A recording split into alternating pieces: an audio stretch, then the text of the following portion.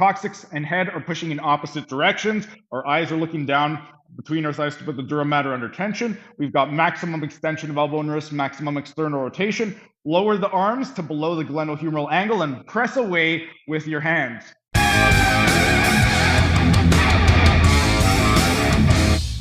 And while we're resting, let's continue with our exercise demonstration. For exercises to help with spinal decompression, right now, I'm going to be demonstrating the C6-C7 ELDOA. The purpose is to create space between the C6-C7 vertebra. If there is any type of compression at the C6 nerve root, this can affect things like elbow flexion and wrist extension. If there's any compression at the C7 nerve root, it can affect elbow extension and wrist flexion. With regard to the actual nerve plexus that will be involved, if there's compression at either of those nerve roots, it's going to affect the brachial plexus, more specifically the mid-trunk portion. And the nerves that can be affected can be the radial nerve, the median nerve, the suprascapular nerve, the subscapular nerve, the long thoracic nerve, the musculocutaneous nerve, the lateral cutaneous nerve of the forearm, and the posterior cutaneous nerve of the forearm. This can manifest as weakness in either the latissimus dorsi muscle, the biceps and triceps, also the supinator muscle, and your wrist extensors and flexors. You could also experience pain or paresthesia in your first four fingers, so thumb, index, long, and ring finger. If you're experiencing any of those symptoms, you could go ahead and give the C6-C7 ELDOA a try. We're going to be in a supine position, and this is a bilateral exercise, meaning you are just going to be performing it on one side.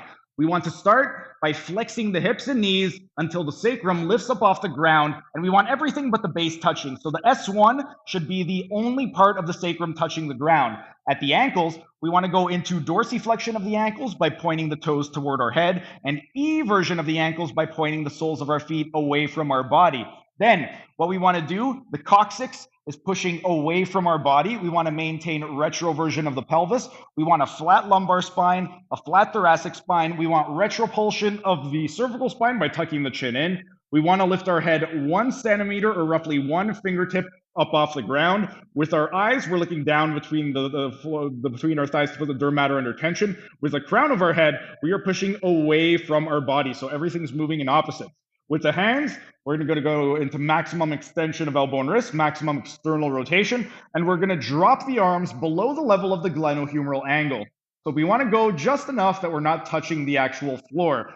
And then, just to recap everything, we've got retropulsion of the pelvis. We want to flex the pelvis, or flex the hips and knees until everything but the S1 lifts up off the ground. Dorsiflexion and eversion of ankles. Flat lumbar, flat thoracic, retropulsion of the cervical spine, 1 centimeter or 1 fingertip off the ground. Coccyx and head are pushing in opposite directions. Our eyes are looking down between our thighs to put the dura mater under tension. We've got maximum extension of elbow and wrist, maximum external rotation. Lower the arms to below the glenohumeral angle and press away with your hands. We would hold that for a total of 1 minute and then slowly come out of the posture. If you have any issues with regard to any neurological symptoms or any weakness or pain or paresthesia in the muscles that I mentioned, go ahead, give the C6-C7 ELDOA a try. During the next rest period, I'm going to be demonstrating the C7-T1 ELDOA, but for right now, our rest period is up. It is time for set number 8.